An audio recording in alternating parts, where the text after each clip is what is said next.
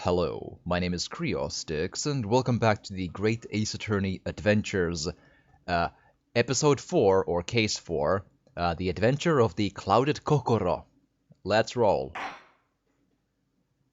Yes. Start from, yes, that's how you do. Oh, there might be a Sherlock, text again. I begin to think, Wilson, said Sholmes, turning his head languidly in my direction, that there is more to this case than that which we have observed. Indeed, that there may be another part to this story that we are yet to discover. His eyes wandered, following the steam rising from his cup of herbal tea, leading him to the distant memory of that snowy evening. To the young lady collapsed on the pavement along Briar Road, and to the knife in her back. Lit in the soft glow of gas lamps, a most extraordinary scene had been set. And under the cover of a light fog, the curtain had risen silently on the insoluble mystery of our invisible killer. Okie dokie. 19th of February, 9:47 a.m., British Supreme Court Lord Chief Justice's office. Did you sleep last night, Mr. Naruhodo? No, not at all. It was an enormous hotel, wasn't it? The rooms were so luxurious I felt like we were staying in a palace. And with all the gas lights twinkling, it was brighter than day even in the middle of the night. But about the enormous beds, after my time on the SS Buria, I wasn't going to waste a single inch of that space. I spent the entire night rolling from one side of the mattress to the other. Oh yes, it really was a sort of night you can only dream of normally. Welcome back. Thank you. Except, when I learned that we owed £3 for the rooms, that dream quickly turned into a nightmare. Right. Oops, sorry about that. The building was so impressive and the entrance so inviting, I just wandered in without thinking. In a lodging house in Japan, that sum of money would put a roof over your head for a whole year.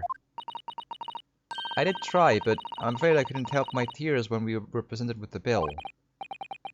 I really am sorry. Well, never mind. We must find some more affordable lodging straight away, though. If we're not careful, our entire stipend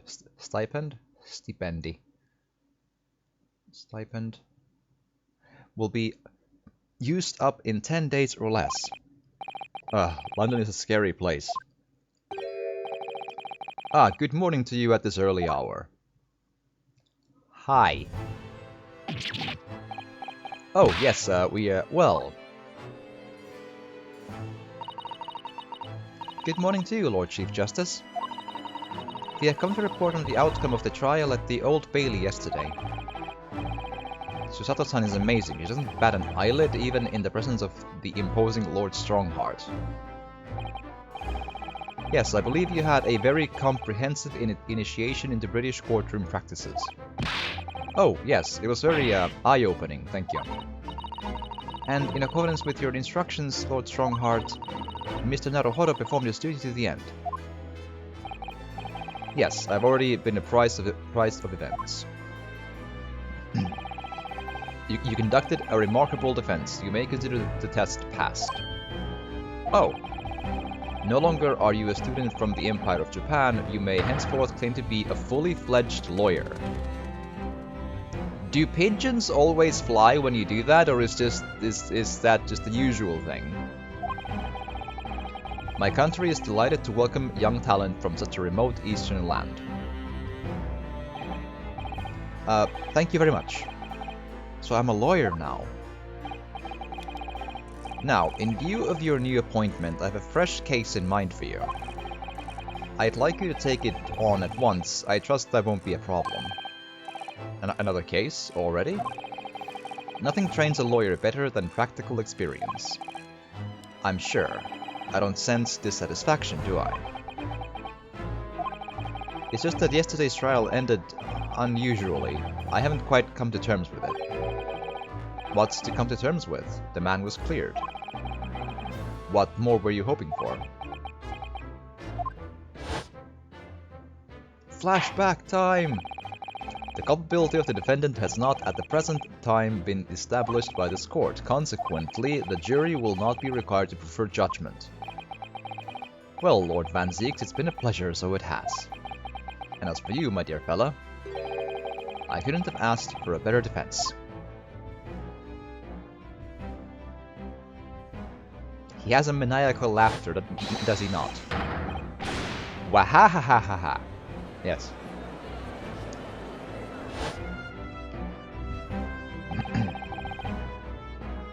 I do believe I should be a voice actor in cartoons with that laugh. I would just go wahahahaha, and it would be an Oscar right there. I just can't help wondering if Mr. McGilded really was innocent. Mr. Naruhodo, it's just that I never managed to ascertain the truth. And then the trial ended.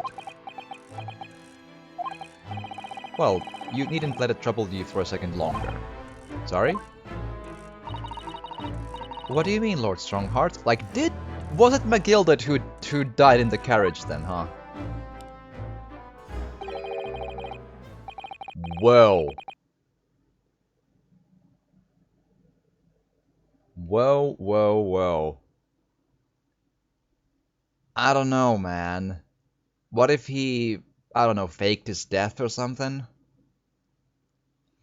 Magnus McGilded passed away immediately following the... So it is a better twist that it was him who died, I will grant you, but I have a feeling. I don't know. No! What? But Mr. McGilded is... dead?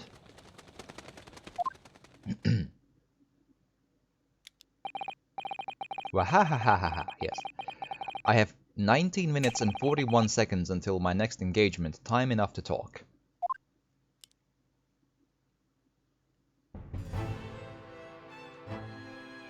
Well then. McGilded's death. I don't understand. What happened? How can he be dead? After the trial concluded yesterday, there was a great commotion in the Old Bailey. As you'll presumably recall, an omnibus had been wheeled into the courtroom. Yes, of course, that was the scene of the crime which Mr. McGilded had been accused of. Precisely. Well, while the bailiff's attention was diverted by some other matter, the omnibus went up in flames. No. How could such a thing have happened? That is being investigated as we speak, but already the police have identified a corpse found inside the charred shell of the carriage as that of McGilded. That's awful. The man must have slipped inside whilst the bailiff's attention was elsewhere. That bailiff really needs to pay more attention. And how could that have happened? That is also being investigated as we speak. Thinking back now, immediately after the trial, Mr. McGilded did mention going back into the courtroom to look at the omnibus.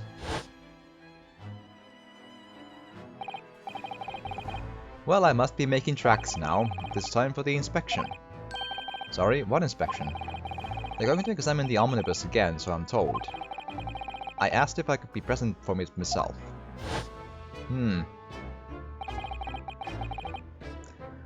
inspection of the omnibus. Not to my knowledge, I don't believe Scotland Yard had any intention of re-examining the carriage. But then, who was Mr. McGilded talking about? Never mind that now, the Yard is making a thorough investigation. This matter is no longer any concern of yours, leave it to the police. Poor Mr. McGilded. Alrighty, British court. So, how did you find your first case of our country's Supreme Court? I do wonder if we end up finding him guilty of murder by the end of the game, but, you know, we'll see. This boy here, Strongheart. Oh, well, I don't know. I mean, it was... wow. Again, help. Mr. Naruhodo means that the whole experience was steeped in the solemnity of Great Britain's long history. It's really a world apart from our own judicial system in Japan, which is only a few short decades old. Wow, Shisato-san has such a way with words. And you seem to have a way of failing to find the right ones. Birds again. The judicial system here is the most advanced in the world. Learn all you can. The most advanced in the world, is it? It was fortunate that your very first trial was a simple affair. Simple? That was simple! As I believe I mentioned yesterday morning, it was a trial you couldn't lose. I don't mean to be contrary, Lord Strongheart, but the case was anything but simple.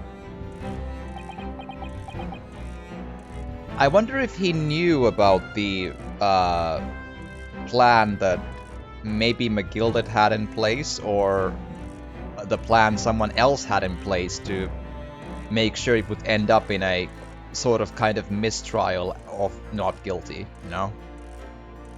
I do kind of wonder, because that would fit into how he's describing this thing, you know?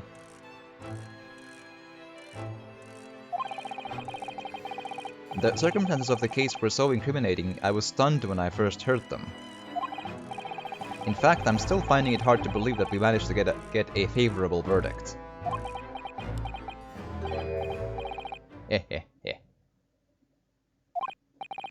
Is something funny? No, my apologies. However, the fact is that you did receive the not guilty verdict you set out to achieve. And that can only be attributed to exceptional talent, wouldn't you agree? Well, I don't know about that.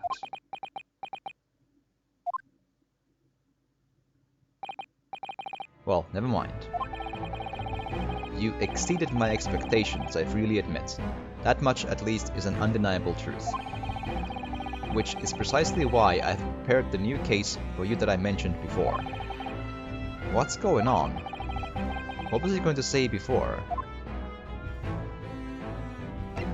New case. Could you perhaps give us some more details about the new case you mentioned? Don't tell me it's a murder and the trial starts in 10 minutes. It's a murder and starts in 9 minutes! Don't worry, it's nothing so alarming or quite so urgent as your last assignment. In fact, this case is completely different. It's 2 murders and 9 minutes, yes. Or 11 minutes. Oh, I see, did he just read my mind? That is to say, no one has died, as yet. And the trial will not be today. There was plenty of time to research the case thoroughly. 23 hours, 43 minutes, and 19 seconds to be precise. Ah, so the trial is tomorrow then. You know, not, you know, in real world it's what, weeks and weeks and weeks of preparation, but you know details, right? It's fine. Is everything alright? Oh, yes, I'm just a little confused, that's all. Yesterday's trial was... well, it's left me wondering if I'm really cut out for being a lawyer. You keep wondering and we'll just keep cracking them cases, my dude. Oh, Mr. Naruhodo. I don't know if I can face standing in that courtroom again after Mr. McGilded's trial. Yes, you can, and we're gonna... Ah yes, I nearly forgot. There is one similarity with yesterday's case. It's a murder! Where no one died yet. Okay, once again, there is currently no one to advocate for the defense. Oh. If the situation remains unchanged, the trial will start tomorrow with the defendant unrepresented. And if that happens, I need not remind you of the inevitable outcome. The most terrible end awaits the defendant. Yes, that's right. Here we go again.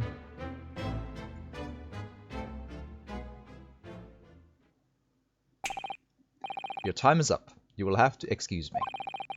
I would advise you to begin making preparations for tomorrow's trial. After all, the clock is ever ticking. There is now but 23 hours, 26 minutes, and 39 seconds until the court sits. Last time he mentioned 23 hours, he said there was plenty of time. And one more thing, Mr. Naruhodo. There is something I should like to ask you. What's your favorite color? Yeah. Oh, what's that? Yesterday you remarked upon something. That you intend to see through the will of your late compatriot, Mr. Asogi.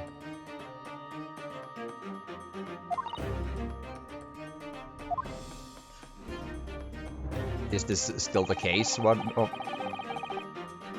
I would be interested to hear what exactly you mean by that. Inside 34 seconds.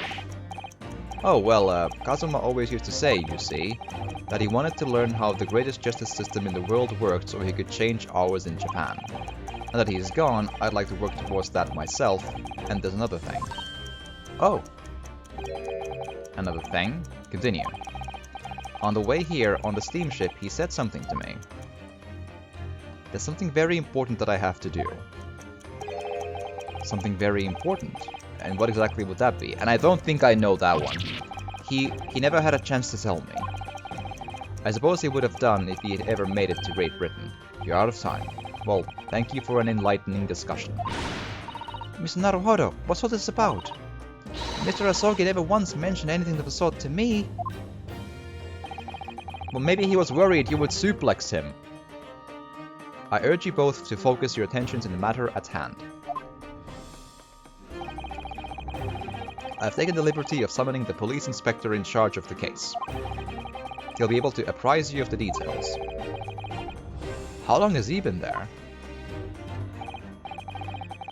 So I wish you the best of luck and bid you farewell. There we are.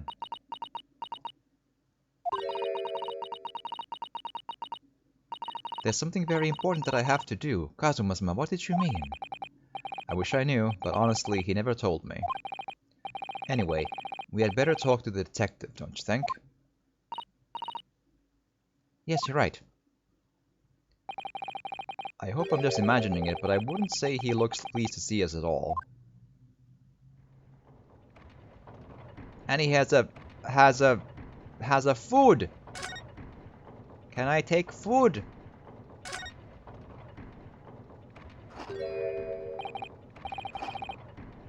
Could we trouble you? What do you think?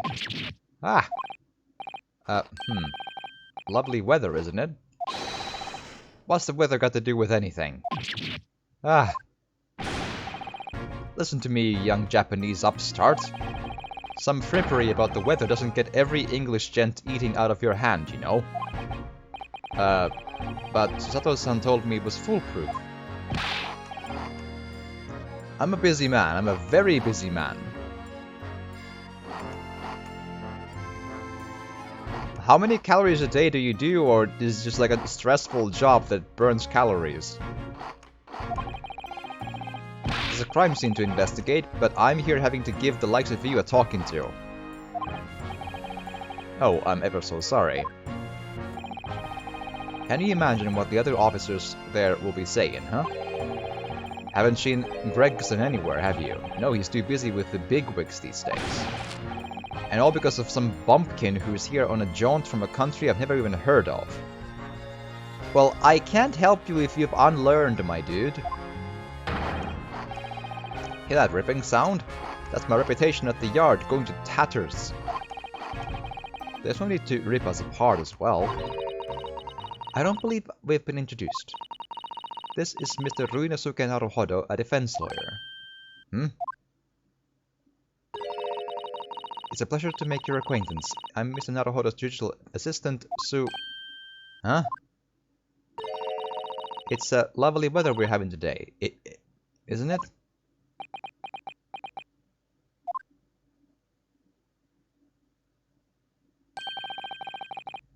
It is unseasonably fine, I grant you. London winters don't see a lot of sunshine. Unbelievable. How did she pull that off? So, Lord Strongheart has asked me to fill you in on the case. The name's Tobias Gregson. Inspector Gregson to you. I'm from Scotland Yard. Gregson? Inspector Gregson. What's the matter with Susato-san? Does this detective's name mean something? I wonder if his name comes up in the Sherlock Holmes novels. That's my guess. Inspector, are you perhaps the Inspector Gregson?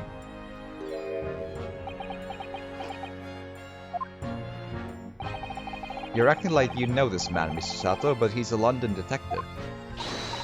Oh, I do know him very well, in fact. Very well? Yes, he features prominently in the adventures of Sherlock Holmes. I got him. Yep, called it. Called it. Oh, in that publication. What is it called again? Rand's Magazine? That's right, Inspector Gregson and Mr. Holmes enjoy a wonderful friendly rivalry.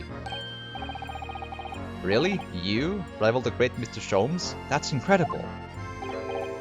Oh, well, I don't know about that. Mr. Holmes isn't a professional like myself, of course, but he does come up with the goods from time to time. Mr. Holmes is equally complimentary about you, Inspector, isn't he? You've earned his highest praise. Gregson is the pick of a bad lot of all the Scotland Yarders. Those were his own words. That's his highest praise?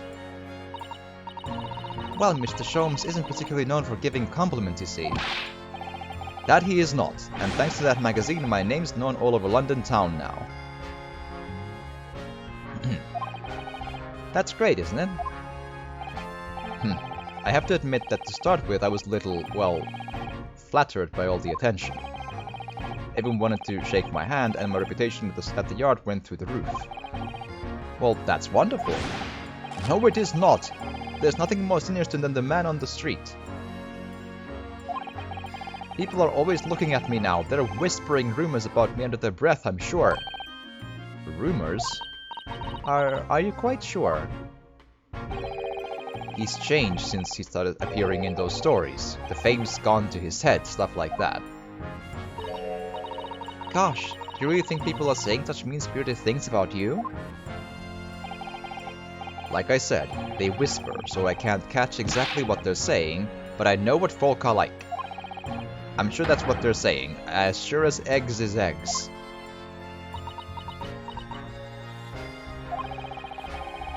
I get the feeling this detective could be very hard work. Oh dear, perhaps the sudden rise to fame does change people. Okie dokie. So, about the case that the Lord Chief Justice mentioned before. Nothing to tell, really. As far as we've concerned at the yard, it couldn't be simpler. Oh dear, that probably means that as far as we're concerned as lawyers, it couldn't be more complicated. I wish you were wrong about that, but I have a nasty feeling you're right. A young woman was walking down the pavement on Briar Road when she was stabbed from behind. Briar Road rings a bell from maybe, like it might be another Sherlock reference or something, but I'm not sure. Fortunately, it wasn't fatal, but she's still laid up in hospital unconscious. That's despicable! What sort of coward would attack the poor woman from behind? I suppose you would have finished whoever it was off with a Susato takedown, wouldn't you? That's neither here nor there, Mr. Naruhara. Brace yourself, Ryunosuke. You angered her now. Anyway, after something of a whirlwind investigation, the criminal was arrested. He barely had time for a cup of tea after the incident took place, to be honest. So, there must have been something left at the scene that led you directly to the culprit. Or perhaps a reliable witness who recognized the person in question? Let me stop you right there. You're wasting your time on this one. Sorry?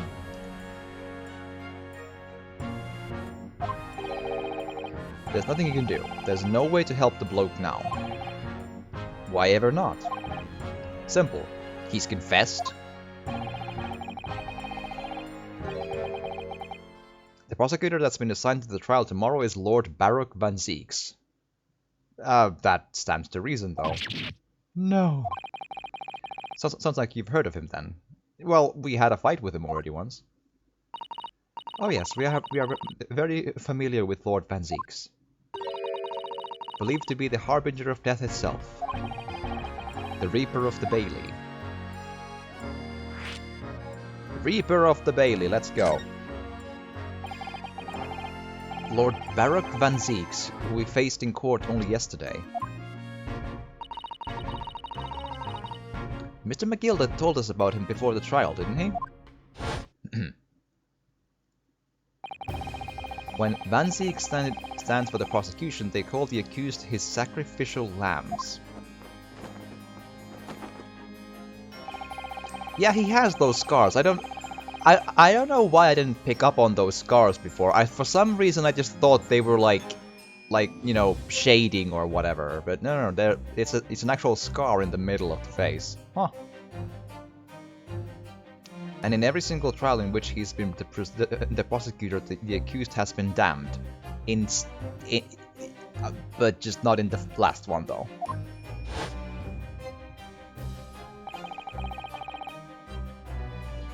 This Reaper of the Bailey nickname. I suppose he's earned that because every defendant he had advocates against is found guilty, is that it? Well, if that's the case, we should inform you, Inspector, that in yesterday's trial against Lord Van Zieks, Mr. Naruhodo secured a verdict of not guilty. Ah, and what of it?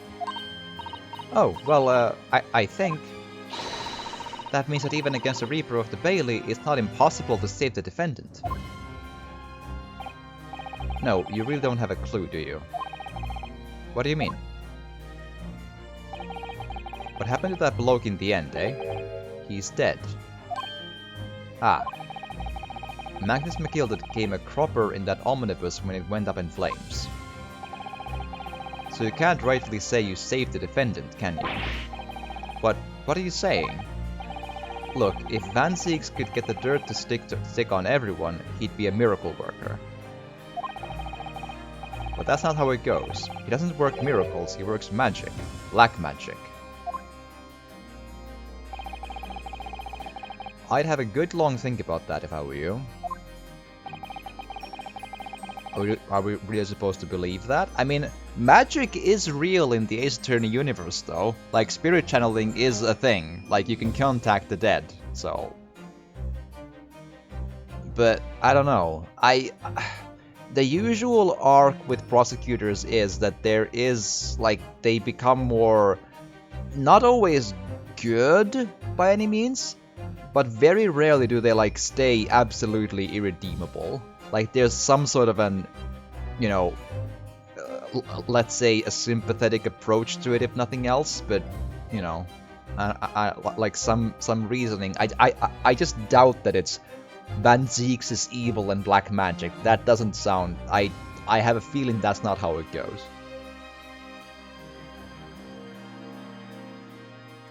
He so far seems surprisingly reasonable, you know.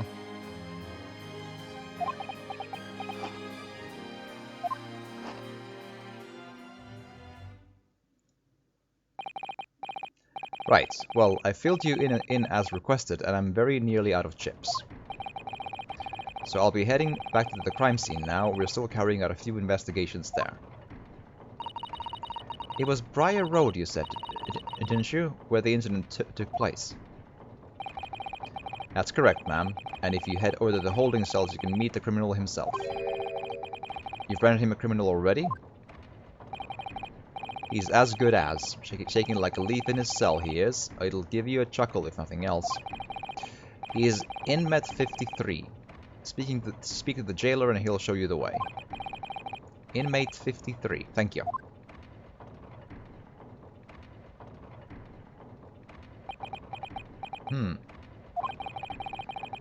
So there's no helping anyone against the Reaper of the Bailey, they say. Is something troubling you, Mr. Naruhodo? To tell the truth, when I recall the trial yesterday, I can't stop myself from shaking. The idea of facing the Reaper in court again is interesting. I kinda like him so far. And he's stylish too. Well, if you think it's too much for you, there's no shame in turning the case down. That takes courage too. But if the man they've arrested is innocent, you could well imagine he would be shaken like a leaf in his cell. And I, for one, wouldn't find the sight of that funny. So, if I'm honest, I'm still reeling from the shock of yesterday's events myself. And I'm really not sure if I'll be able to help this man, whoever he is. But I'd like to try, so I think I'm going to make some inquiries. Will you help? Did you really think you had to ask? After all, I am your judicial assistant. Thank you. So then, shall we?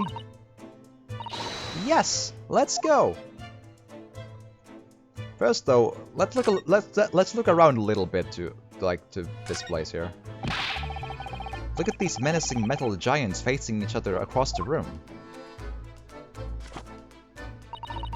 I believe they're suits of armor. Oh, right. I thought maybe they were like the lion dogs we have in Japan guarding shrine gates. No, not at all. In fact, in Europe, suits of armor like these are always possessed by evil spirits, you know? And they roam around in the middle of the night. Really? Is there nothing you don't know, Mr. Sato? This book tells me everything I need to know about everything. If you're ever unsure, just ask. Where did you get that incredible tome?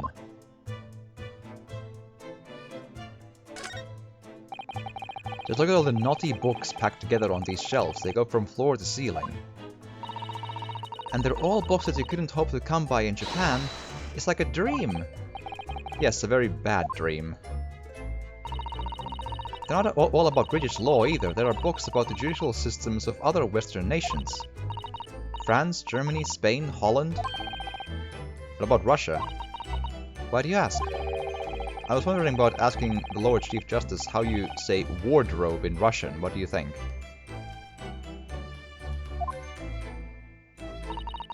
I think perhaps it's a thought best abandoned. Okie dokie.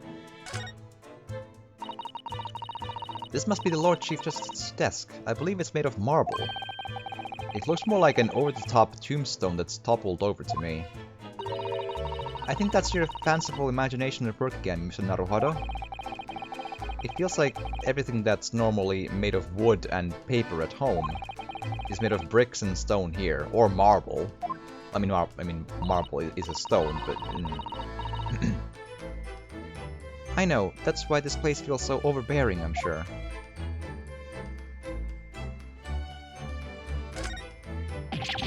Is this some kind of clock? Actually, I think we might be inside some sort of giant clock. But those gears are larger than anything you'd find on a steam locomotive even. It's eerie. Do you think its clocks are some sort of hobby of his, the Lord Chief Justice, I mean? Well, boys do enjoy fiddling around with machines, don't they? I'm not sure you could fiddle with cogs that size, and I'm certain you couldn't call him a boy. I mean, boys will be boys, you know, he's an old boy, yes. Still, an amazing how little noise the cogs make, considering how large they are. There's actually something quite soothing about their precise rhythm.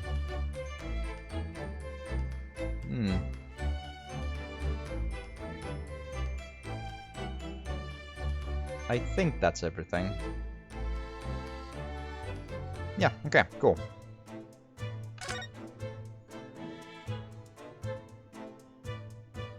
Yeah, nothing extra in here. Nor here. Interesting that there's a small look around button, like just a little bit. I wonder if that comes ever handy. Alright.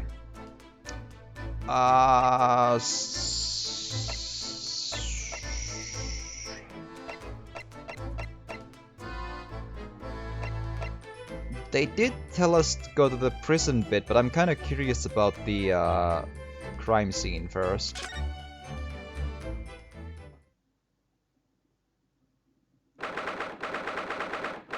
"19th of February, Briar Road." Even though it says Strand Street on the actual thing.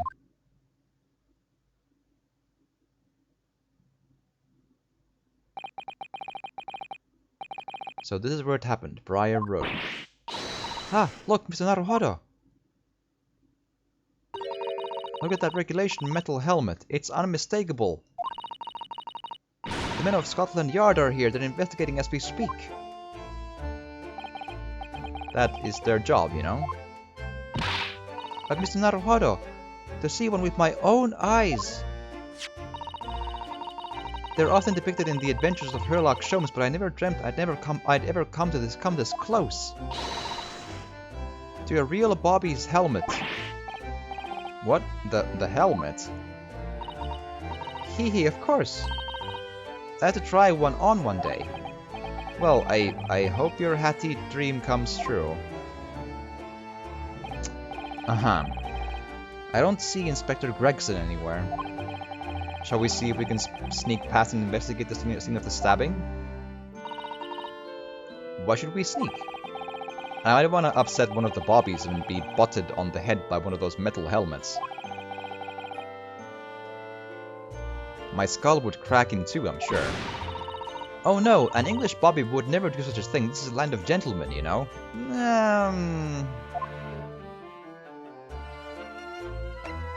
Just watch. That's one of the officers from Scotland Yard. The police are making sure the crime scene is undisturbed. I have a feeling that if we wander too close, we'll be clapped in irons. I think perhaps you're being a little overcautious. Still playing, surprised to see you at this hour. Yeah, I started a bit late, but also, hi, welcome. I hope you've had an excellent morning, Rosie. We've done nothing wrong, so we have no cause for concern. Oh no, I'm not getting caught again. Twice is enough. Twice I found myself in handcuffs despite not knowing a thing about what's going on. Yes, you've had some dreadful experiences. I'm sure it's that wide-eyed look of panic you're so prone to. It does you no favors at all.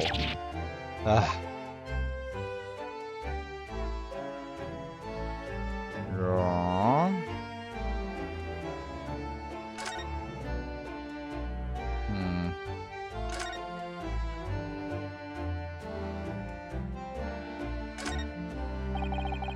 This patch of pavement must be where the incident occurred. They started well. Glad to hear. Yes, it's a very wide open space, isn't it? That's true. I can't see anywhere that an attacker could have been hiding. Oi, what are you foreigners doing here? Ah. Oh, well, we, just wanna investigate the scene. Conspiring with that mustached fellow from Japan, are you? Mito... What the hell his name was? Professor Mitorogi or something. Conspiring? Come here to destroy the evidence, have you? Get out of here before I give you an hiding. Go on. He shoot us away like rats. Yes, we should give him a wide berth, I think. What a disappointing experience. Right now. What a delightful snowman. I didn't realize the English had a tradition for making snowmen as well. It looks a little creepy though. Oh, it has a scarf, look. You'd need one if you were out in this freezing cold all the time. I wish I had one. I'm afraid our budget is somewhat frozen at the moment too. We certainly can't afford a scarf. Surely the snowman here wouldn't miss his. But the person who made the snowman certainly would. Yes, I know, you're right. Anyway.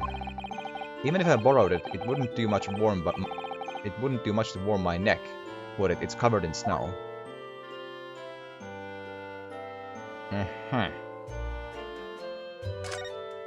Objection! Fragility, thank you for the follow. Much appreciated. Oh, that's the Scotland Yard carriage. They use vehicles like that to rush to crime scenes and cart away criminals. You're very well informed, aren't you? It's long been a dream of mine to ride one of those through the streets of London. Well, just pick up a stone and throw it through one of the windows then. But that would be mean being arrested in order to ride it. Wouldn't it? Still, if it's the only way... Help me find a good stone! No, I wasn't serious. Right.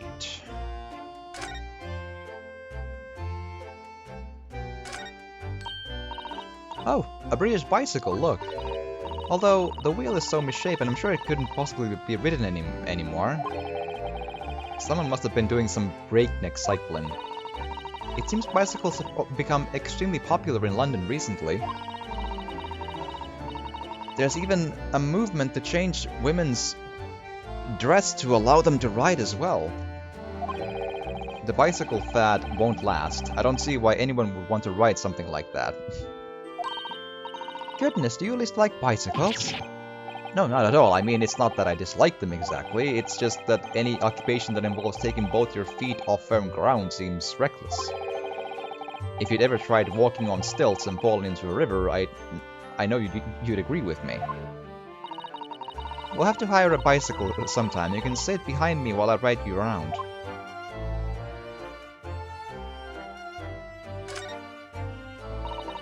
That's a rather typical old brick building, isn't it? I'm sure it has a long and interesting history.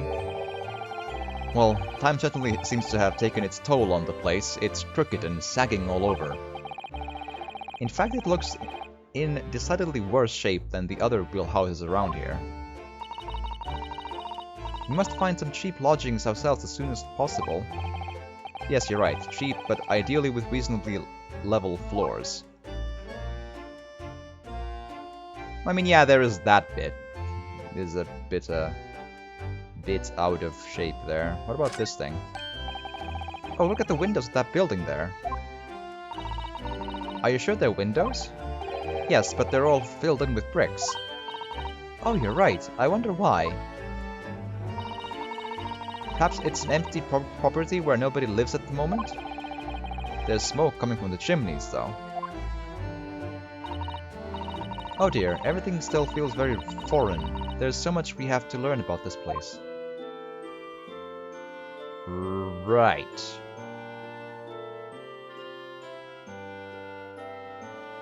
I wonder if there's been like an accident with the fence and the pole there and the bicycle, because that's okay, I might need to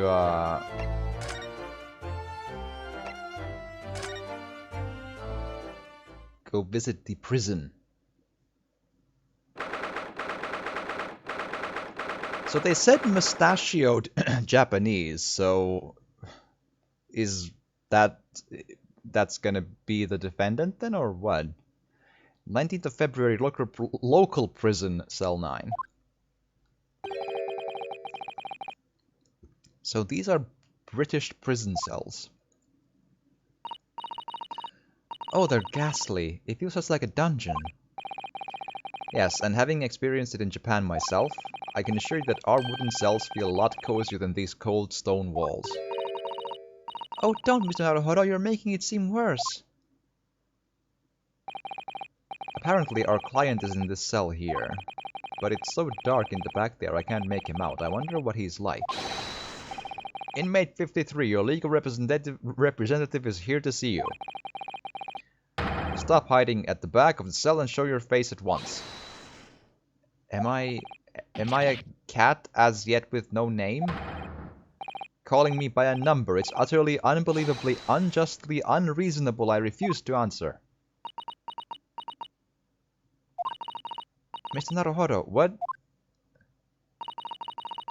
do you think is going on here? I have no idea, but I wasn't just hearing things, was I? That tirade of complaints was in Japanese. Yeah, I mean, they did mention a mustachioed Japanese person. Well, There we are. Hello. Excuse me, but shh, quiet.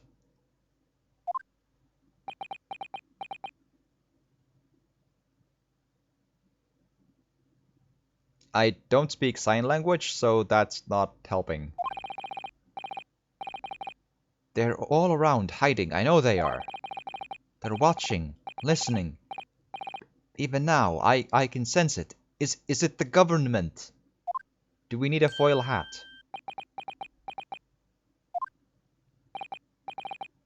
Right. So, could I ask you who exactly... There you are! You've come to curse me, haven't you? Don't try to hide it, you're a ghost!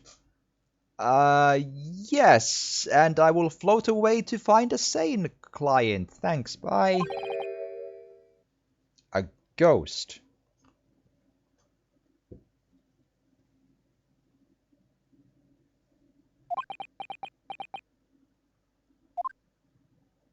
Okay.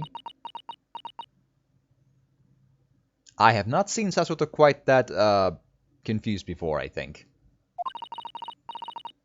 We mean you no harm, prisoner son. Are you... Japanese by any chance?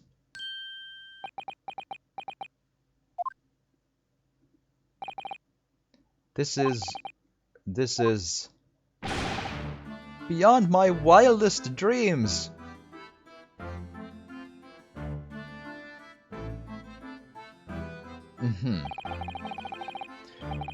Forgive me for that outburst before, I'm so sorry. Oh, it's, fine, we're just a little surprised, that's all. Imagine it! It's been 12 long months since I left my hometown, and here I am, in a frightful fix in a foreign land.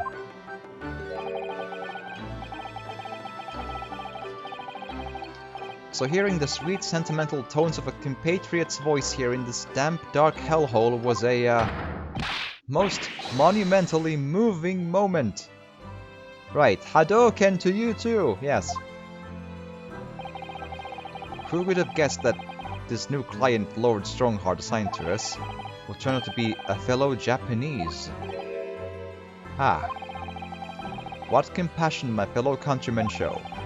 To dispatch a first-class lawyer all the way from Japan to defend a mere foreign student. Noble, nurturing, never-failing Nippon. A first-class lawyer?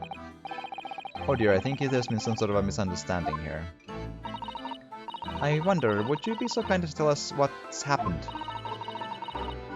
Why you've been detained as a suspect, for example?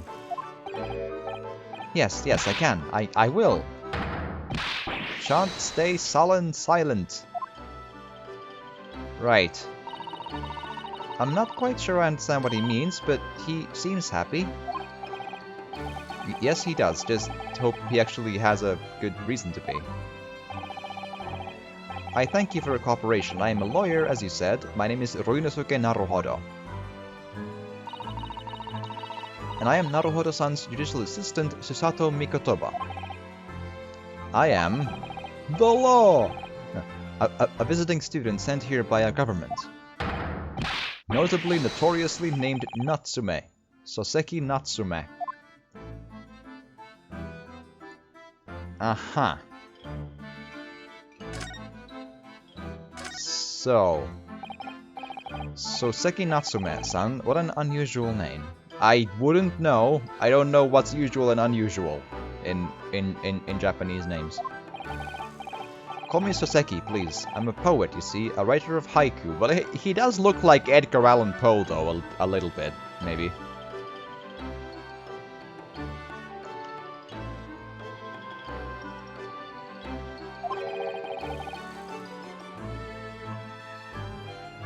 It's something of a nom de plume. Nom de plume? You mean an alias? That's right, Naruhodo-san. No, don't be so prosaic. It's much more refined than that. And haiku, that really means... reminds me of home. Did I hear you say that you were a visiting student sent over by here the government? Yes, that's right. A year ago I was told to go and study English. First I had to suffer that misery, and now this. It's beyond the pale. Good teeth, though. Suffer that misery? Do you not want to study here? No, I mean, I've had an interest in Great Britain for some years, of course.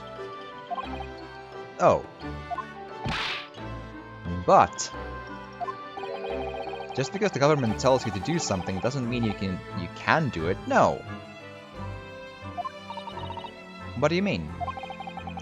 If they told me to study English literature, that I could have understood. That's my field. Yes. But no, they told me to study the English language. Okay. Utterly, unbelievably, unjustly, unreasonable. Well, you have your like vocabulary is going places at least. I see. Only the other day I was told to send a report about my first year here. I tendered a blank piece of paper. Wise words on whitewashy.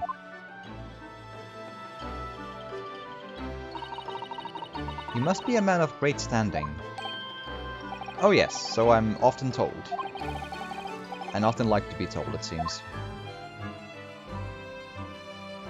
The accusation against you. Could you perhaps tell us exactly why you've been arrested, Soseki-san? I didn't do it. I didn't commit that atrocious murder. Murder? Oh, no, it's not. It's all right. The woman didn't actually die, did she? But she was stabbed with a knife right before my eyes. Before your eyes? You mean you saw the attacker? I didn't see anyone. What? If I'd seen the person who did it, do you think I'd be locked up in here? Honestly, considering how the cases are built in Ace Attorney, you still might have.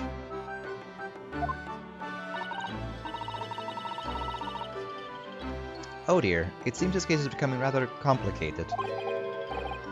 Why me? Why me? Why did that silly woman have to be stabbed in front of me? It's the curse of London. It's incredibly, inexcusably, irritatingly inconvenient. So, Soseki-san was there at the scene, but he didn't see the attacker. It's vital that we find out more about the case. Right. Let's ask. It was an accursed evening just after the snow had started to clear and heavy with fog. I'd been to the bookshop to buy some books, and I was on my way back to my accursed lodgings. Sure, the bookshop wasn't accursed too. As I was walking along that accursed pavement, I could make out the sole silhouette of another ahead of me. A woman wearing a green overcoat she was, and just as I went to overtake her, she suddenly let out a little scream and collapsed onto the cold, hard slabs of stone at my feet. How terrible. I called out to the woman, but she didn't move. It was like a, I think I'm gonna be, like, when they're both on screen, I'm gonna be confusing Susato and Soseki. Like, it's gonna be hard to keep them separate as, like, words in my, like, you know, they're a bit close to me. Ghostly, ghoulish, grim graveyard. Slight exaggeration there, perhaps. I was terrified. I had to get away from there. So I ran as fast as my legs would carry me back to my accursed lodgings. That's not good. They'll say it was shameful, I know, to run away like that. tell me, Soseki-san, was the victim an acquaintance of yours? Don't be ridiculous. Do you think I know any of these fair-haired English, and a young woman at that? I'm diffident, shy, timid, unsure, I can't talk to people. I see, a young woman unknown to Soseki-san. And at the same time it happened, who else did you see nearby? Did anyone pass out? Past you?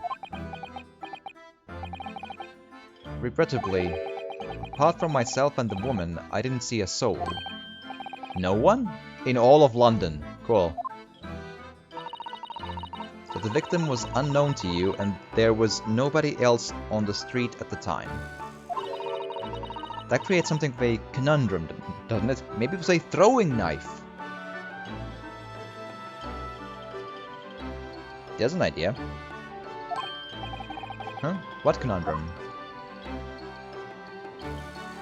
Conundrum. Who done it is the conundrum. What do you mean, Sato-san? What's the conundrum? Well, if what Soseki-san just told is true, there's something I can't explain. He said that he didn't know the victim and that there was no one else at the scene. Then he apparently fled without having been seen. I did. But if that's the case, why are you here? Surely this man has to be the culprit. Ah, you! What did you just say? Nothing, I didn't say anything. Oops, perhaps I thought it a little too loudly. Actually, that's not what was troubling me. What I was thinking was, how did Soseki-san actually come to be arrested? Sorry? He didn't touch the victim and there was nobody at the scene to see him. So how did the police ever discover that he was there in the first place? Oh, yes, she's right. It was him. That accursed great detective. He led the police to me. Of all the bad luck, a cursed great detective could it be? I shall never forget that man's name as long as I live. With his haughty laugh and his self-proclaimed greatness. Brash, big-headed, busy boy, be gone! May you be cursed until the end of your days, Herlock Sholmes. I mean, I do kind of agree with the man. Herlock Sholmes has a bad habit of leading people into their doom by accusing innocent people of murder and whatnot, just because he finds it funny, it seems. It's pretty reprehensible. I think he should maybe be, you know, just for to be thorough, he should maybe be tried for, you know, triple murder and then see how he feels about it, you know?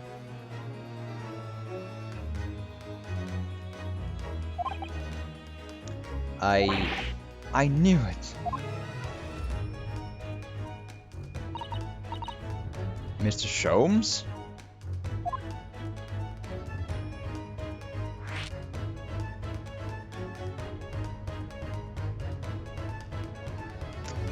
Herlock Sholmes. Oh dear me. Gonna be a long day this one, huh?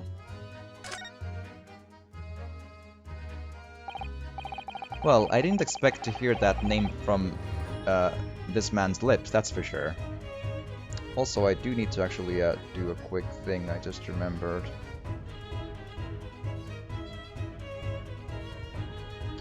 Give us a quick second.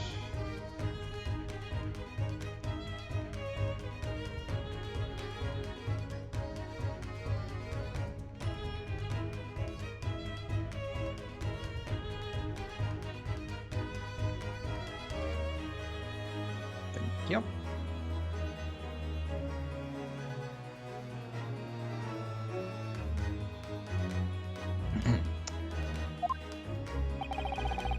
It was the morning after that nightmare had unfolded on the pavement before me. I was gnawing on a sliver of hard cheese when some men suddenly burst in through the door. They started shouting at me. "This is the police, put the weapon down."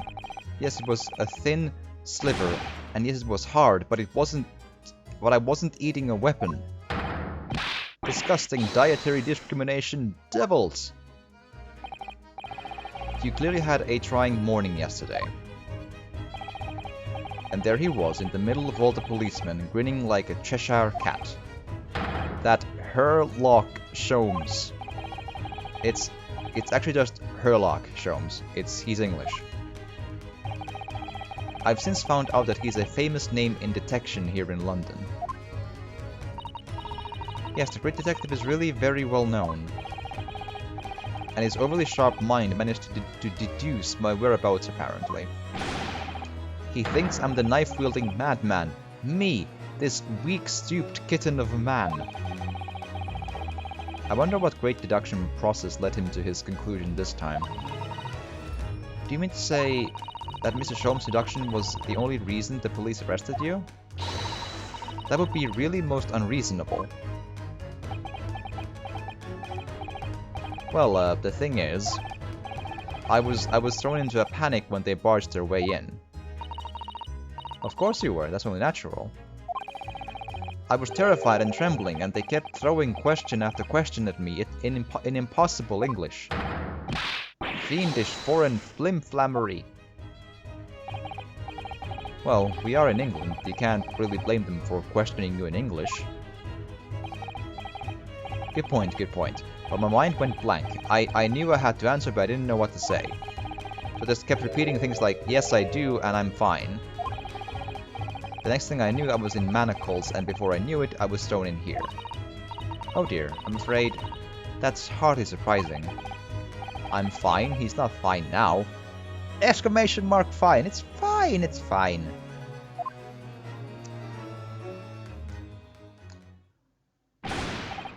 Mr. Naruhodo Esquire. Oh, you can just call me Mr. Naruhodo, and when we're speaking English, a simple Mr. is more than enough. Oh, yes, alright, yes, they've really got to me. This country is poisoning my mind. But please, I beg you to defend me in court tomorrow. You can tell them what really happened. You'll do it, won't you? Well, I'll defend, I'll try, we'll see how it goes, yes? Why? Why? Why is it so hard to say yes to me? Well, the thing is, I'm just a student like yourself, on a study tour. A student? I have defended a case in the Old Bailey, only the one though.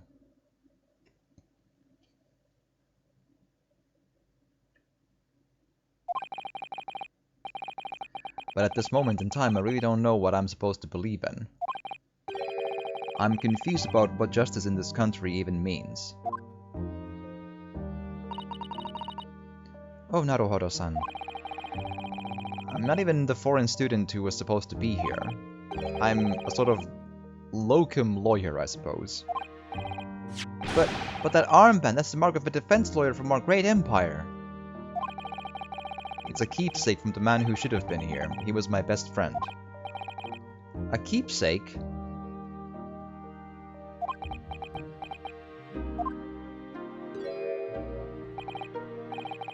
I know exactly what they're saying about me.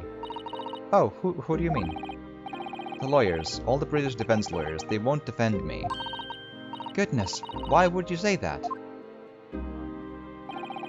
For the same reason as you noted before, when it happened, there was only the victim and myself around, and I ran away from the scene of the crime. I'm not a fool, I know it looks as though I must be the culprit. It must be very hard for you, Saseki-san. And anyway, I'm a student from overseas. I'm just a foreign nobody to them, someone not to be trusted. Captain Brody, hi, welcome. I hope you've had an excellent day, glad to have you here. I heard them openly laughing about me before, in my earshot without any compunction at all.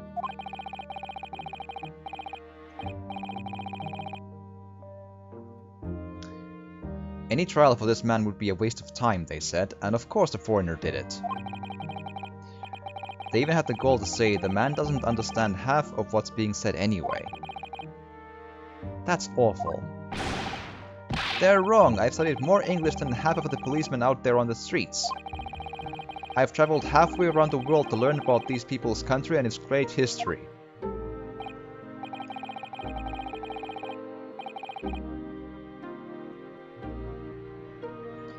But no one here wants to listen to a man with a strange accent. They all hate me.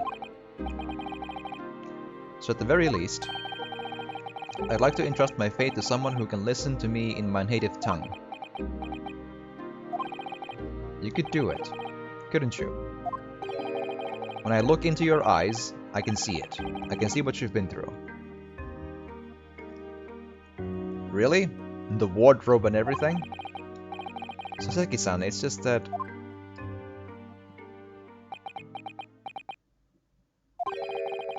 Give me a little time, please. I'll do what I can for the time being. What do you mean?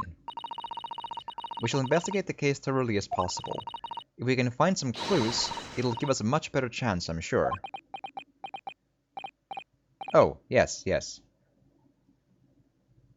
Thank you.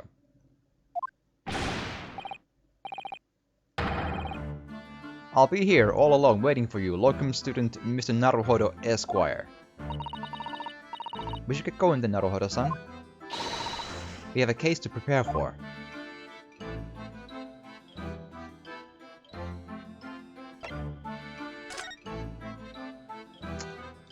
Alright.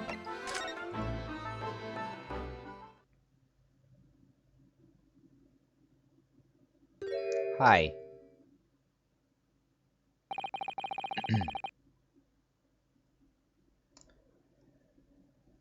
What's the Japanese delegation doing here?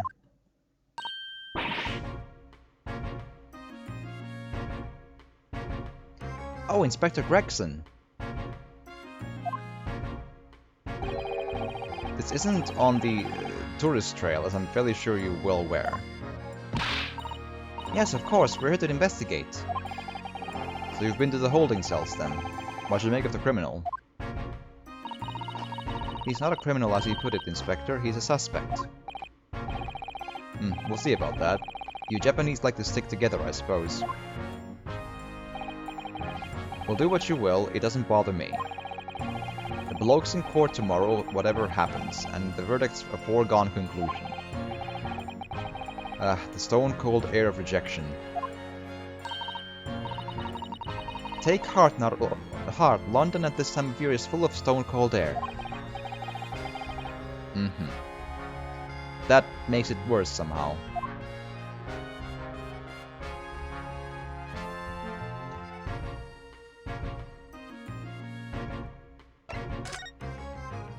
Scotland Yard.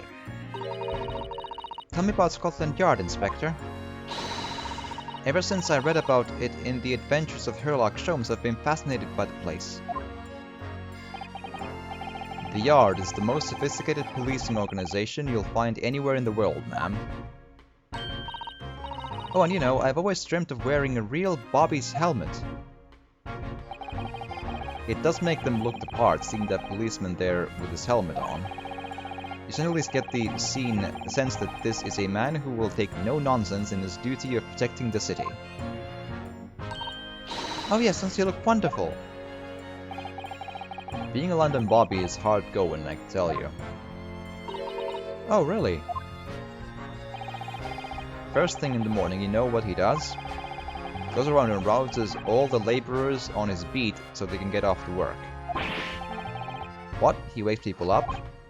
Yep, raps on their windows with a long pole. Did it myself going back a bit. I had no idea. The Bobby works for the people of the town. It's just another one of his duties.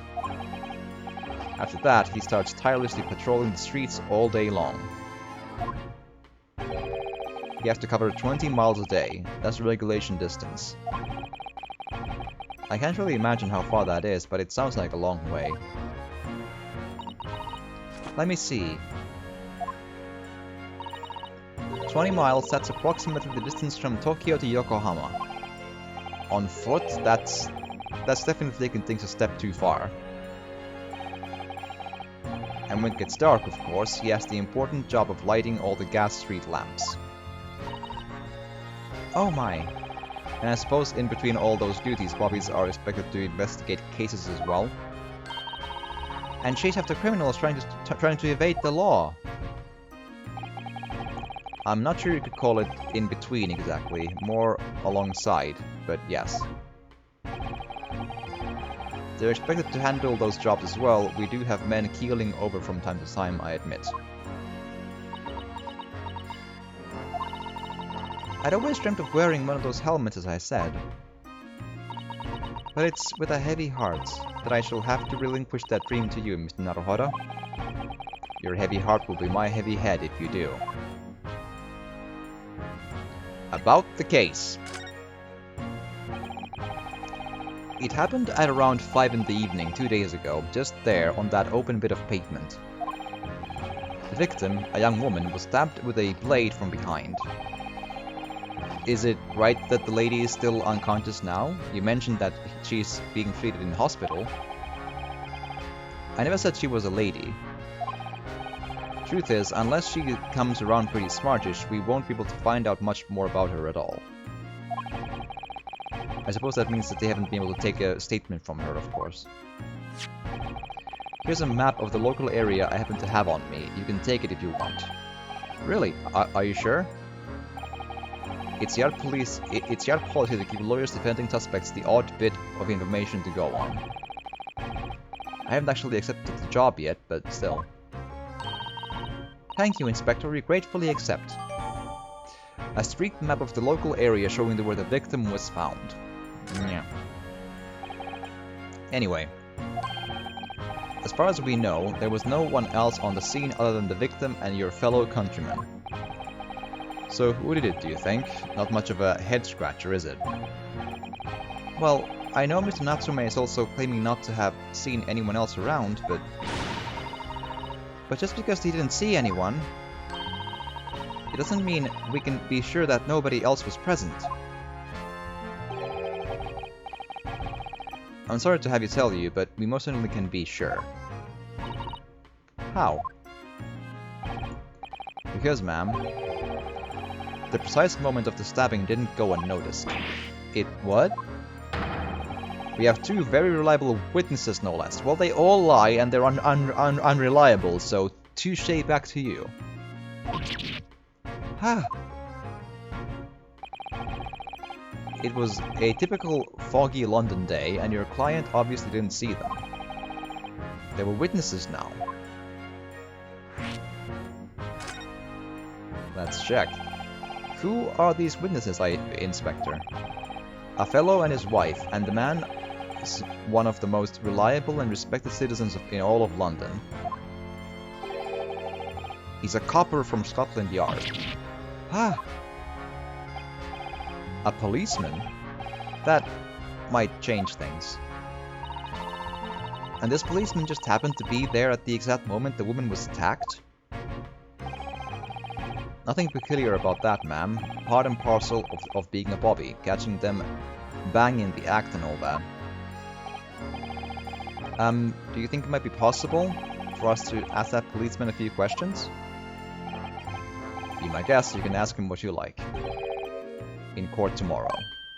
Oh. I've no doubt he'll be summoned as a witness. So that'll give you something to look forward to.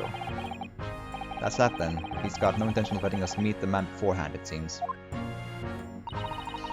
A policeman witnessed the incident. As your judicial assistant, I must warn you that this could make our job very difficult indeed. Yes, as a non-judicial assistant, I could have warned me of that too. Oh, yes, one more thing, Inspector. What?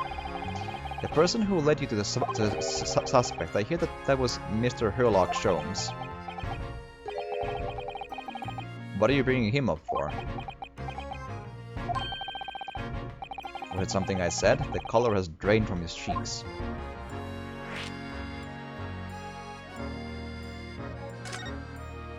Mr. Sholmes. Who did you hear that name from? Oh, well, it was Mr. Natsume who mentioned it. He said that Mr. Sholmes was with the police when they entered his lodgings. I'm sure it was the result of one of Mr. Sholmes' inspirational great deductions. Susato, wait, hold on. Susato, you already know for a fact that Mr. Sholmes is a sham. Great observational skills, but deductions are, without question, always wrong. Just saying, like, you know this already. You witnessed it firsthand, and you are the one who told me to fix his deductions when they were all wrong in the boat, remember? That's an... She... Like, I'm trying to get, like, a feel for this character. And it's kind of odd. Like, I feel like she's most of the time like a resourceful encyclopedia and a smart lady, and then every once in a while she gets these just absolute moron moments. Well, but just like regresses into an IQ of like 4. Like, what? And then goes back to being smart again. I don't understand this. It's odd. Fiddle faddle. Ah. The man's an amateur, and I'm getting sick and tired of him showing his mug everywhere. Oh. I don't know where he gets his information from, but he turns up at the scene of the crime, wanders around spouting incomprehensible rubbish, and before you know it, he claims to have solved the case. Yes, he's quite astounding, isn't he? He's a great help to Scotland Yard, though, isn't he? Gibble gabble. Ah! Ever seen this before? Oh, yes, that's Rand's magazine. The wonderful publication in which the adventures of Sherlock Holmes appears. Yes, well, that wonderful publication, as you put it, sees fit to include several of the Yard's detectives in its stories. And the so-called great detective makes a mockery of all of us. If you ask anyone at the Yard, it's a misadventure to be included in any Sherlock Holmes tale at all. Well, I suppose there is an element of that. We work our socks off, every one of us, only to be thumped by the public thanks to that obnoxious detective. The man's as dangerous to us as at Scotland Yard as he is to all our criminals. I mean, I think he's also dangerous to the public at large, because he does have a habit of pointing the finger to innocent people, which, considering how your justice system works, I'm wondering how many people have been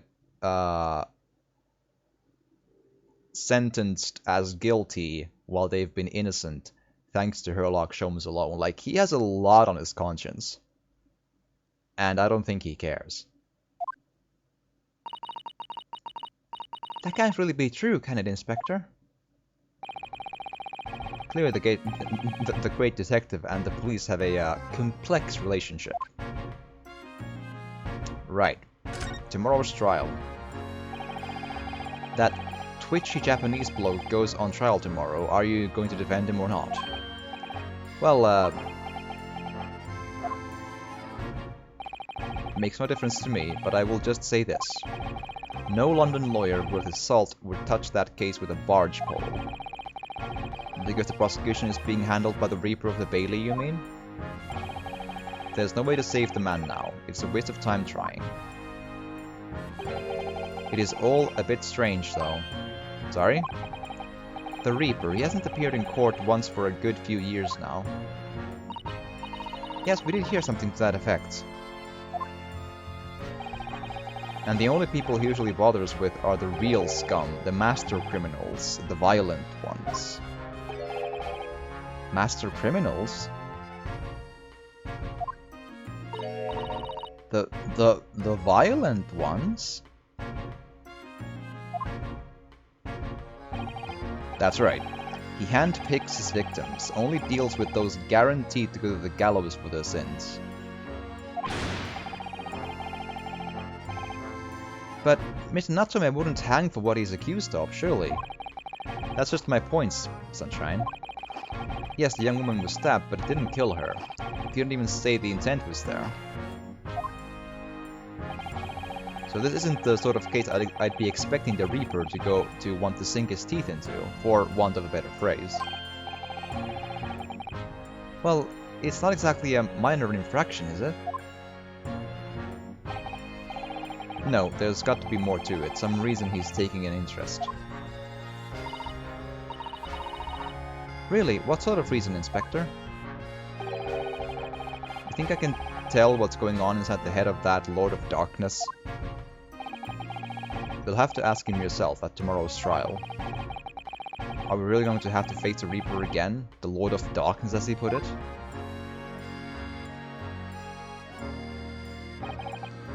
Well, I don't think we're going to get any more useful information out of the detective.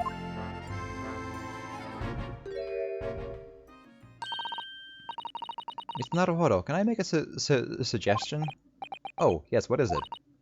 Well, it seems to me that we must speak with him about this. Yeah, Herlock. By him, do you mean Mr. Sholmes? Yes, Mr. Herlock Sholmes, exactly. Look at those shining eyes. You can't wait, can you? Well, Mr. Natsune did blame Mr. Sholmes for all of this, didn't he? Yes, he did. He really did. Which makes him an involved party in the case. Are you just going to ignore that? I hope not. I assure you, it's not simply my selfish desire to meet Mr. Sholmes again. The trouble is, we have no idea of the man's address even. It's Baker Street! How do you know that? It's in the stories, of course. 221B Baker Street, the most famous address in the world. Oh, I see. Well, there's nothing to stop us from going, I suppose. We better try to find our way there before Sato-san gets any more excited and unpredictable. Hurrah! I'll summon a carriage! So we're to have a reunion already, with the great detective Mr. Herlock Sholmes.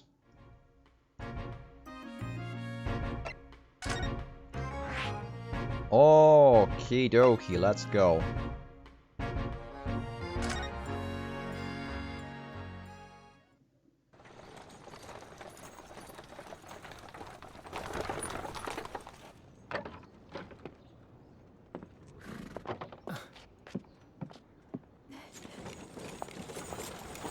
Thank you very much. It's just up there overlooking the street. Good day. Thanks again.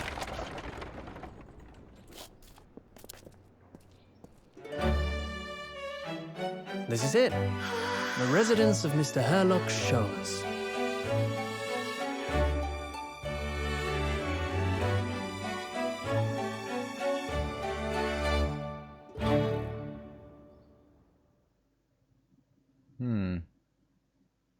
I am kind of interested why Susato is so, you know, fawning over this notion, because, like, he knows that, like, she knows that that Herlock is a fraud, you know?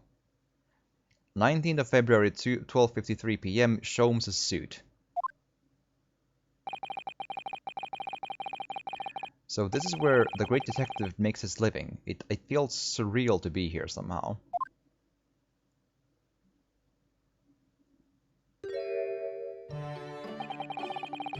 Is it as described in the stories, Mr. Sato? She's about to explode in excitement, I think. Susato-san? Many famous cases have been solved here in this very room. Have they, though? Oh, I suppose they must have been, yes. I've never read the stories, but it's hard to get quite as excited about this as she seems to be. Yeah, like, I've mellowed out a bit on the notion that, you know, because meeting Sholmes doesn't mean we get to do the... I think last time the deduction dance was, you know, fun and all, but I still think the character is... If you really break it down, the character is pretty, like... It seems like the character does incredible amounts of grievous harm to people, you know? Like, he just makes up garbage, accuses innocent people with that garbage, and then they get the death penalty for it. That's Herlock Sholmes. like, you know, he may not mean to cause that, but it's because of him. Like, how many countless people have, like, innocent people have died because of him, because of his obsession in thinking he's great. That's pretty dark, man. The detective chases the villain relentlessly as he disappears into the fog down an unlit London street. Oh, the thrill of it! The romanticism! Can't you feel your heart thumping in your chest? Can't you, Mr. Naruhoda? Oh, I suppose I can, yes.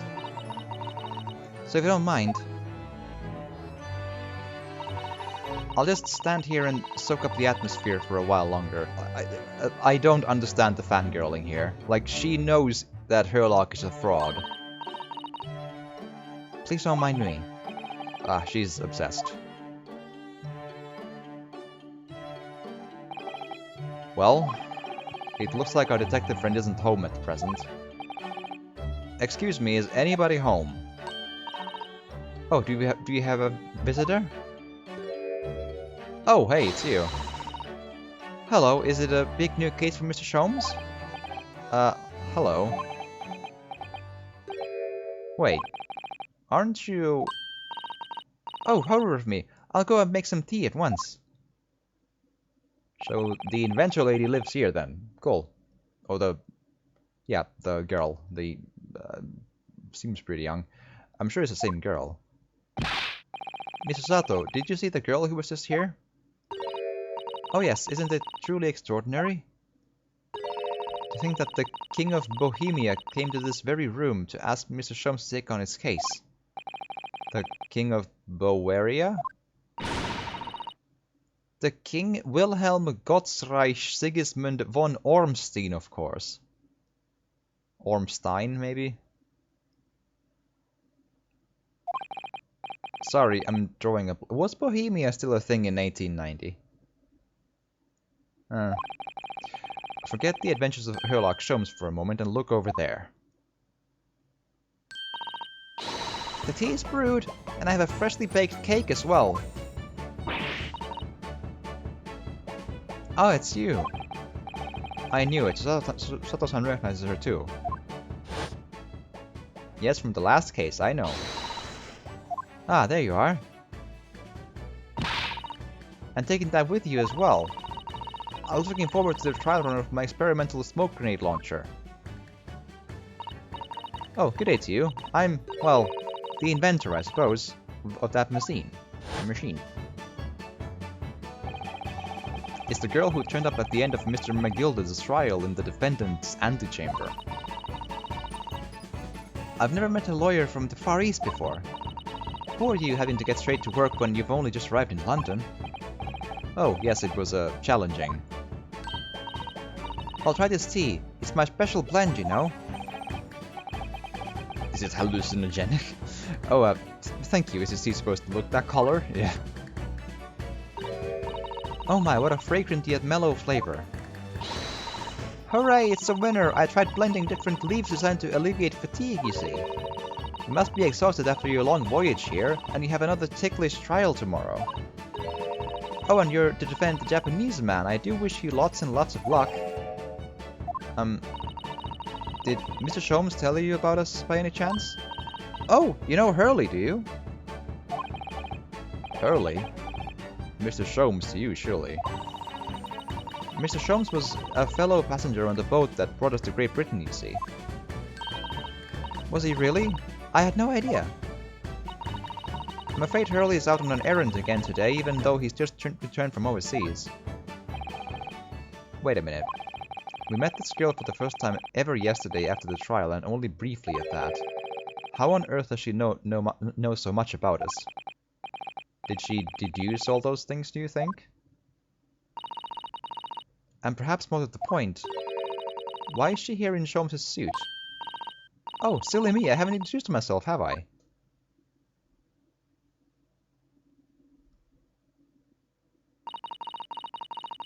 It's a great pleasure to meet you both. My name is Iris Wilson. Are you the daughter of Dr. Wilson, who kind of died in Japan. I live here together with Hurley. Ah, Iris, is it? What a lovely name. What? What's the matter? No, wait, this can't be. Did you say that your name was Wilson? What's the matter with Susato-san? Why is she so flustered all of a sudden? Yes, that's right. And what are your names? Oh, I'm Ruinosuke Naruhodo. I'm a lawyer from Japan. Oh, sorry. I'm Naruhodo's judicial assistant, Susato Mikotoba. It's wonderful to meet you. Lovely. Susie and Runo. Got it. That's not a bad shortening at all. Susie and Runo. There's more to this girl than meets the eye. I have so many questions for her, I don't know where to start. Yes, and so do I. Okie dokie. Iris. It was you that we ran into yesterday, wasn't it? At the Old Bailey. Yes, that's right. You were ever so helpful. Thank you so much. Oh, no, not at all. I'm so sorry we couldn't have been more welcoming. Though at the time, we did have a rather large gun pointed at us. Like this? Ugh. Ah, thinking back now, you left with Miss Lestrade in Toad, didn't you? Oh yes, that awkward witness, Gina Lestrade. Oh, Ginny? Yeah, she's a professional pickpocket.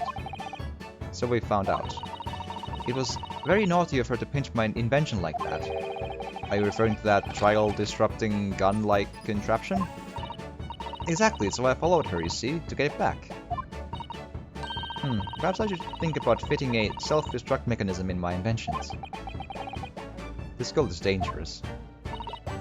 Anyway, I brought Ginny back here after that, so she could apologize to my trusty technician. Sorry, your technician? Hurley, of course, silly. Hurley? Yes, Herlock Sholmes. We live here together. I had no idea the great detective had such an, interesting young daughter. Daughter? Not likely. What? I wouldn't call him Hurley if he was my father, would I? Well then, what is your relationship with Mr. Sholmes? Well, I expect you've found out that lodgings of any kind in London are very expensive. So the solution is to share the cost with a partner, a roommate. Your roommates? I hope you don't mind me asking, Iris, but how old are you? 10 at last this year. Jesus. Well, what of your mother and father? Oh no, they're not around. Oh, I see. I wonder what the story is there. Okay, Wilson. Oh yes, there's something I must ask you. Of course. Go ahead, Susie. I'm a very great fan of The Adventures of Sherlock Sholmes and... Oh, you have a copy of Rand's magazine. Yes, I read every issue. It's delivered all the way to Japan on a ship. Oh, this is so exciting. My stories are being read on the other side of the world. My stories? That's right. Hurley is always solving such amazing cases, you see. And he tells me all about them. They really are quite fascinating. It would be such a shame if I was the only one who ever heard them, don't you think? Goodness. Last night he was telling me all about a new case he just solved on a steamship traveling from a faraway land. So I was just in the middle of typing up the manuscript for the next issue before you came. So you are the author?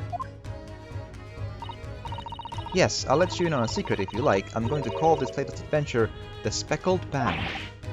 The Speckled Band? That's certainly very familiar. Of course, I always change one or two details in the stories here and there. This time I had the idea of making a venomous snake be the cause of all the trouble.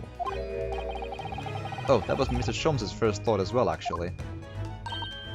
Yes, and of course I know that snake might not be a credible fit for the facts of the case exactly, but... it's a story. Some poetic license is justified to make it more thrilling, I think, don't you? So, do you mean to say... are the stories about Mr. Sholmes that are published in Rancid magazine all written by me? Yes, on my wonderful and very modern typewriter. But all the stories I've ever read are written by a doctor of medicine, by Dr. John H. Wilson. Susato-san's getting more and more worked up. Ah, yes, that's me. I mean, my name really is Wilson. But what about the doctor of medicine part? That's all true too, I'm a doctor of medicine. No, at 10 years old? At 10 years old? Well, that's quite incredible. But, Dr. Wilson's an English gentleman. Ah, yes. I did alter the setting slightly for the stories to be more compelling. Oh. Well, it sounds a little strange, doesn't it? A great detective with a 10-year-old girl in tow? I suppose it does, yes. Poor Susato-san, she looks like her whole world has just fallen apart. There we are.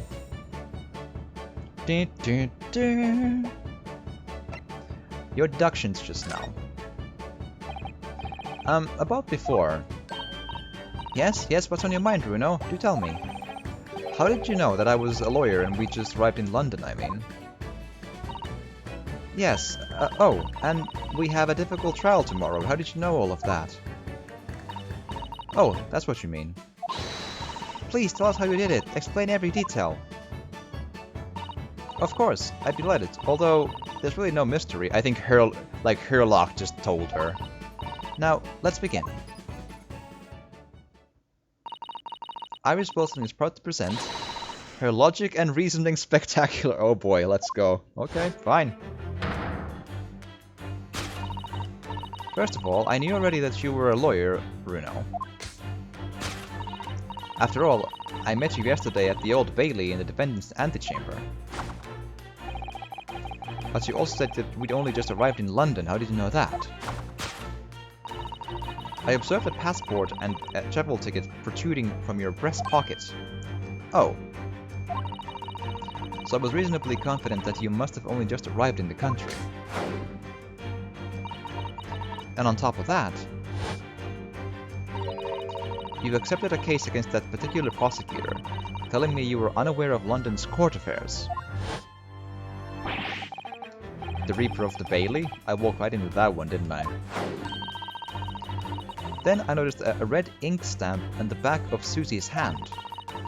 You were given that when you visited the local prison to meet with the suspect, weren't you, earlier today? Ah. They used those stamps to keep a close eye on comings and goings, you see. I don't know if I noticed that on her hand, though. Like, was it there in the cut, like, in the game scene now itself? I have no idea. It is an excellent, excellent question. Oh boy. So that's always, but still, so far, so good, right? That's for sure.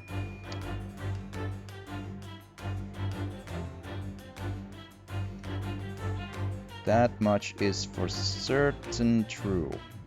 Cannot deny that bit at all.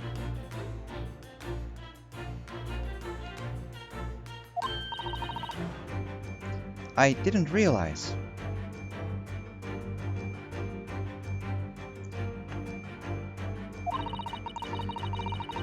And a red stamp is only used before people visiting foreign inmates. Oh, really? That's news to me.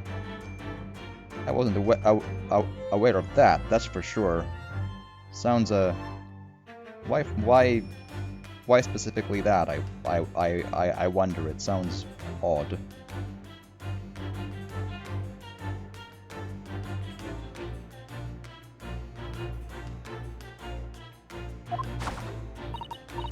So that told me that even though you had only yesterday concluded the trial of Magnus McGilded,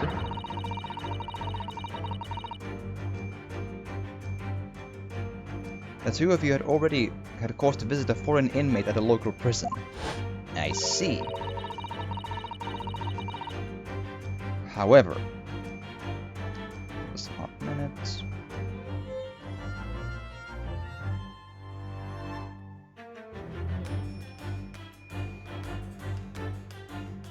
However, neither of you was wearing a particularly sad expression on your face.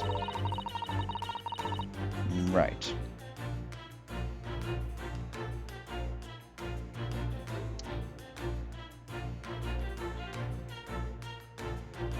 Alright. So I concluded that the prisoner was either to be a friend or a relative. Fair point as well.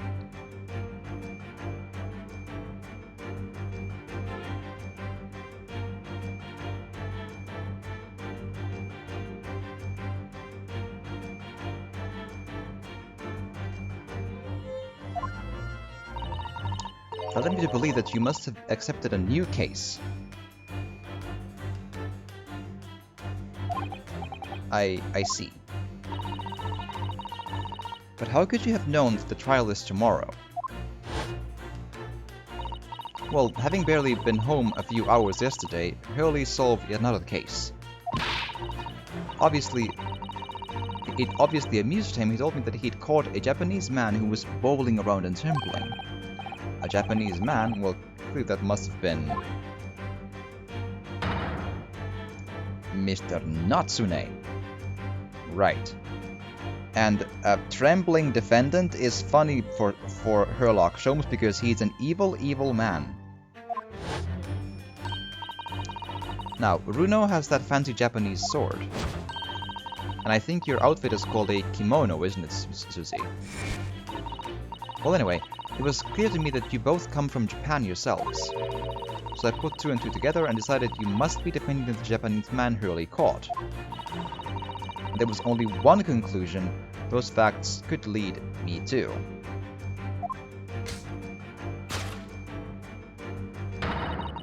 You both came here to ask Hurley about the case. That is a fair point.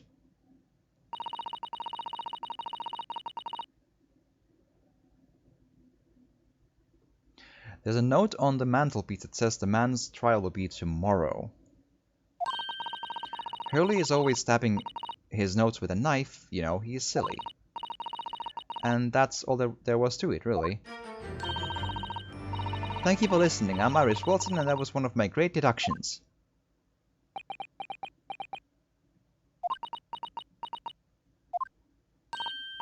Well, was it a winner? Were my deductions correct? They were spot on. That was amazing, Iris. Truly a great deduction. You even managed to see certain something of Mr. Sholmes' delivery. Oh, well, I was just copying Hurley's style for that. This is really very good news. You could tell us all about the case involving the Japanese man. You will, won't you, Iris? Please. Let's roll. Case of the Japanese man. So, yesterday, Mr. Sholmes apprehended a Japanese man, you were saying? Yes. Hurley had just arrived back in London after his sea voyage. But the police were waiting for him at the railway station, taken directly to the crime scene. Ah, the great detective is a popular man, it seems. Apparently a woman was stabbed on a quiet street somewhere in town. There were witnesses who had seen a short, shifty-looking, stooped man running away from the scene. A short, shifty-looking, stooped man. Mr. Natsume beyond any doubt. Soseki-san said that he didn't see anybody else on the street at all. But it seems there were witnesses after all. Hurley used his great deduction power to determine the man's address. It was a lodging room very nearby. He went directly there with the police, and what did they find? A short, shifty-looking, stooped man shivering in fear. Ah, Mr. Sholmes' great deduction generally hit the mark that time. Of course it did. He's a great Susato? Again, you're confusing me. You know he's a fraud. You know, he notices things like with a keen eye, then deduces everything all to hell and puts innocent people in jail. This case probably included. What's wrong? Like, I don't understand this character. Like, why does the IQ drop 60 points at these random intervals? I don't get it.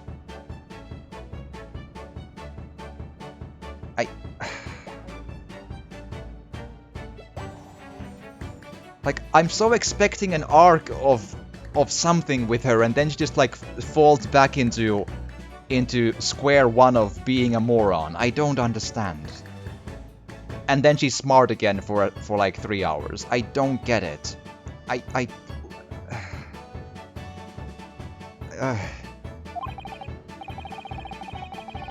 Still, that means the incident occurred only 2 days ago.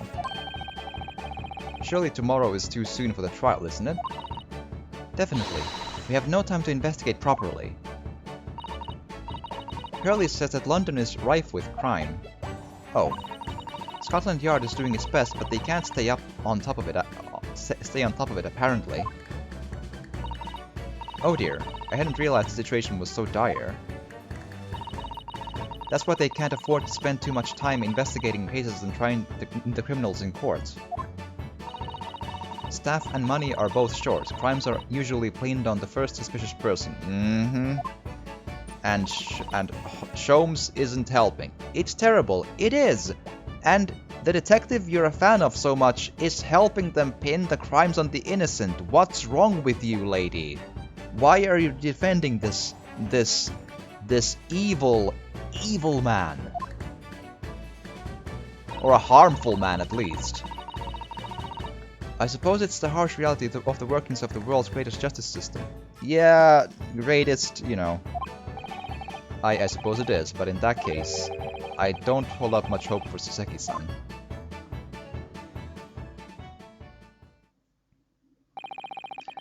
Thank you for answering so many of our questions, Iris. This has been very informative.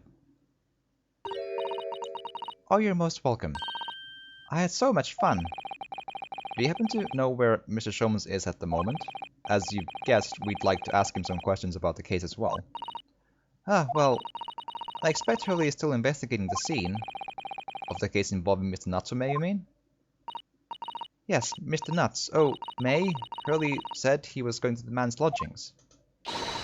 If you leave now, you'll probably catch him there.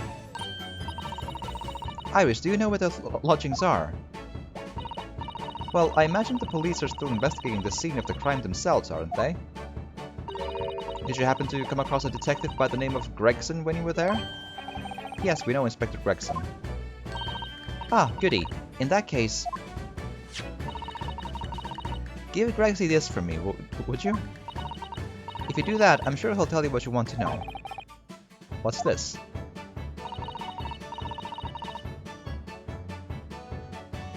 A 5-shilling piece and a postcard, it seems. A card from Inspector Gregson with a message on the back from Iris. It reads, "Tell the gentleman in black whatever he wants to know. I trust that won't be a problem." Gosh, this will make the inspector help us, will it? Well, thank you, Iris. We'll give it a try. Right. Who knows, right? Good luck then. I'm going to return to writing my manuscript, The Speckled Band. I'll be making more special blends of tea, so come back again soon. We'd be delighted. Thank you so much, Iris.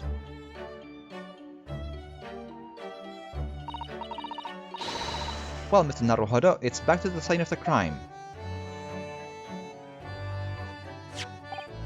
So, somewhat dubious that they would exert any influence over the men of Scotland Yard at all, we headed back to the scene with Iris's curious note and one of the world's heaviest silver coins in hand.